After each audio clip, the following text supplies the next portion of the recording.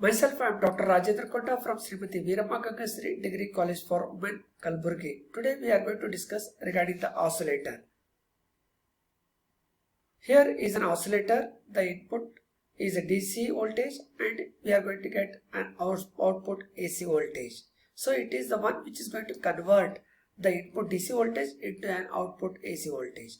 So the circuit of an oscillator is termed as a tank circuit. It consists of a capacitor and an inductor which are connected in parallel. Initially, when the battery is connected to the capacitor, then the charges start accumulating on either plates of the capacitor. When the switch is moved from A to B, the charges stored on the capacitor will start discharging and the electron will flow and the electrons will start flowing in the circuit.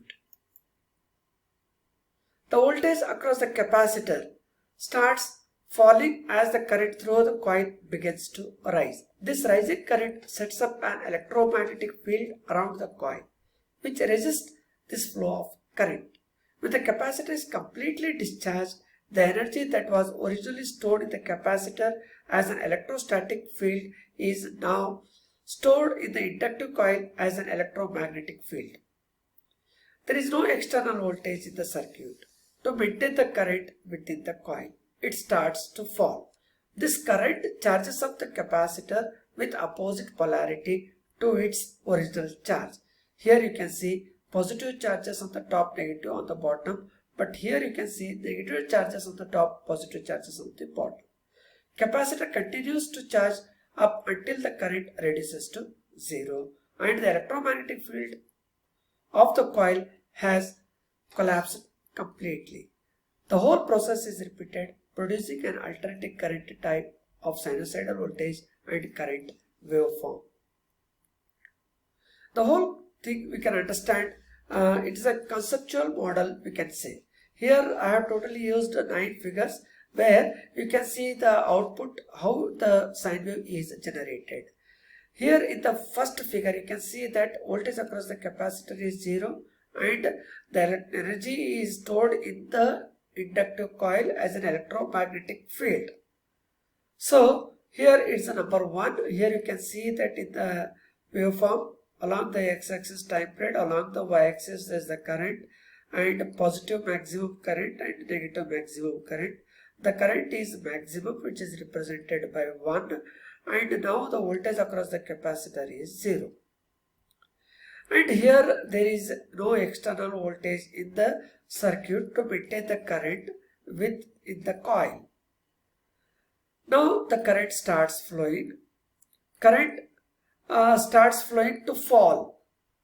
This current charges up the capacitor, which is shown as a number 2. Here you can see the current falls and the voltage across the capacitor goes on increases by accumulating the charges on either plates of the capacitor. So the capacitor continues to charge up until the current reduces to 0 and the electromagnetic field of the coil has collapsed completely. The charge stored on the capacitor will start discharging and the electrons will start flowing in the circuit. This you can see with figure 4. But now it is in the opposite direction. That is, the current which was going towards the positive now comes towards the negative. The voltage across the capacitor starts falling as the current through the coil begins to rise. This rising current sets up an electromagnetic field around the coil which resists this flow of current, and all the charges on the capacitor will move in the form of a current. Now the charges on the capacitor is 0 but current is maximum, and you can see in the number 5. The whole process repeats but now in the opposite direction. Now the current is moving towards 0 and here you can see again the charges builds up on the capacitor but now in the opposite direction. So you can see in the figure 7, that is the maximum number of charges are stored on either plates of the capacitor and current is 0. That is 7, where the maximum number of charges are there, current is 0, I is equal to 0 along the x-axis. And again the discharging action takes place, but now in the opposite direction, therefore it is going towards the positive current, and it reaches maximum. At that time the voltage across the capacitor will be equal to 0, and thus we are going to have a sine wave as an output. This better can be understood here with the form of waveforms. The blue line indicates the energy in the capacitor, the green line indicates the energy in the inductor. Here you can see the current at the center, it is 0, and on the top it is I maximum, and at the bottom it is I maximum in opposite direction. We can call it as I minus I maximum. So here the 4 steps 1, 2, 3, 4 I have explained. From current when it reaches from I0 to I max, and I max to 0, again 0 to I max in the opposite direction, I minimum, I max, again from I max to 0. Here you can see 1, 2, 3, 4. When I is equal to I max, Q is equal to 0. That is, I reaches to I max, at that time charges reaches to 0. Again, when I is equal to 0, then Q is equal to minus Q naught. I is equal to 0. That is, here in the second diagram you can see that I reaches to 0. When the I max reaches towards 0, then at that time what happens is the charges on the capacitor will become minus Q naught. Again, when I is equal to 0 to I minus I max, here it is represented with 3, and again charges on the capacitor will be equal to 0. Again the I is equal to 0, that is when I max reaches minus I max towards 0, then Q is equal to Q naught. So in this way we are going to have the waveforms.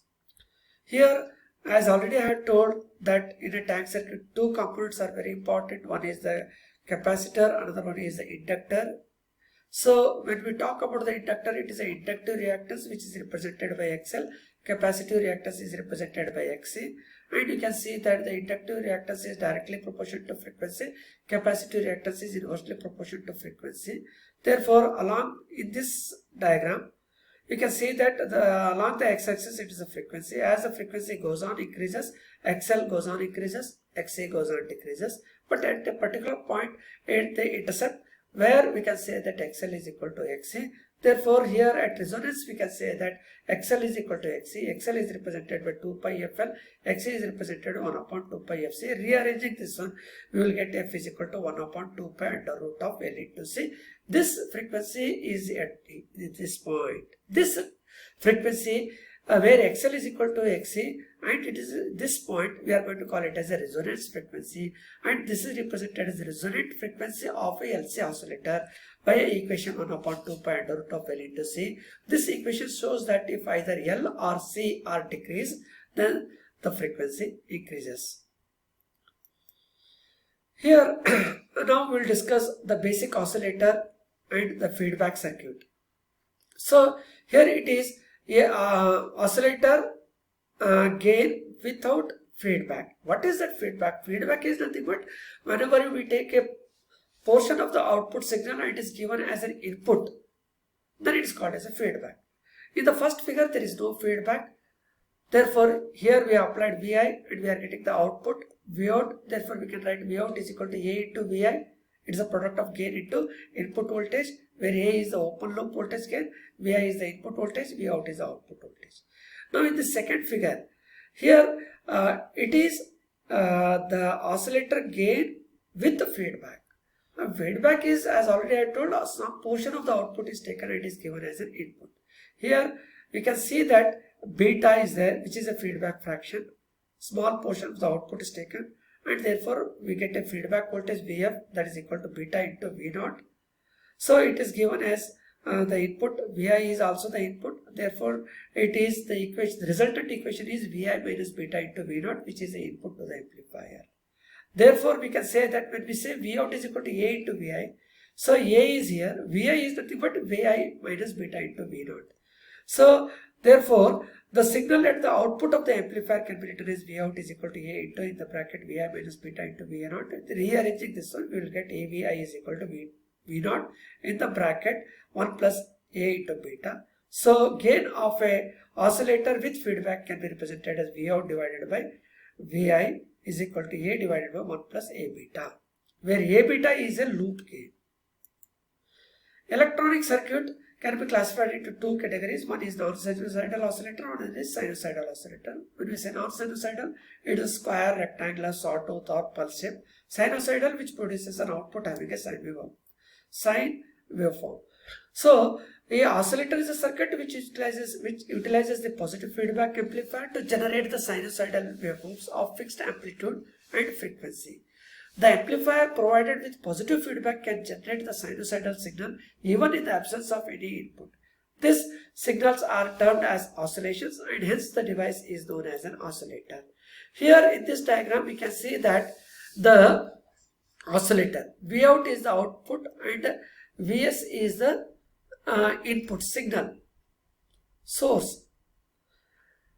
Amplifier with gain A and a feedback circuit beta. So when a portion of the output V0 is taken, it is given as an input for the feedback circuit beta. Therefore, we get a feedback voltage Vf is equal to beta into V0. It gets added up with Vs, thus having Vi is equal to Vs plus Vf. So that is, we will see the Barkhausen Criterion condition for the oscillation in the next slide. But the Barkhausen Criterion condition, which says that, as already I told, that Vi, that is the input for the amplifier, is nothing but what? Vs plus Vf is equal to Vs plus beta into V0, because Vf is equal to beta into V0.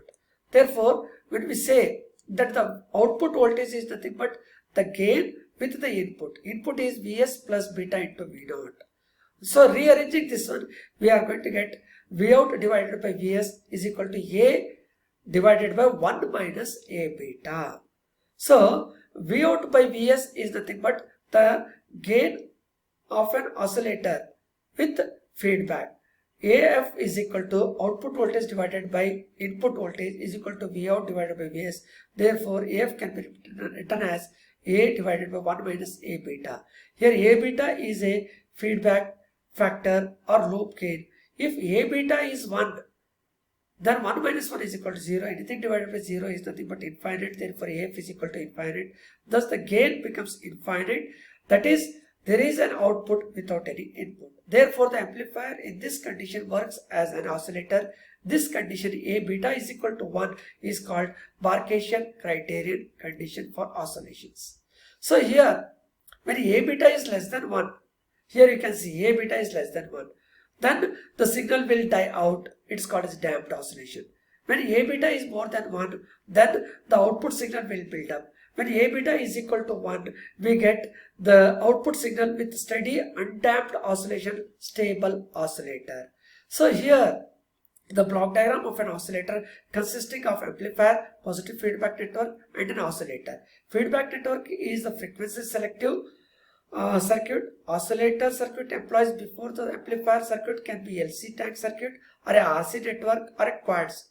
The amplifier basically changes the DC voltage provided by the supply into an AC power. This AC signal is then given back to the tank circuit through the feedback path.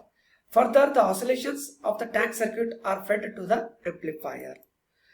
So, summary. For oscillations to exist, an oscillator must contain a reactive component, either an inductor or a capacitor, as well as a DC power supply. The oscillations become damped over the time due to the component and circuit losses. The voltage amplifier is required to overcome these circuit losses and provide positive gain. The overall gain of the amplifier must be greater than 1, that is unity. Oscillations can be maintained by feeding back some of the output voltage to the tuned circuit that is of the correct amplitude and in phase 0 degree. Oscillations occur only when the feedback is positive. The overall phase shift of the circuit must be 0 or 360 degree. So here is how the sinusoidal oscillators are classified as RC oscillator, LC oscillator, Kirchhoff oscillator. That we will discuss in the discuss in the next slide. Thank you.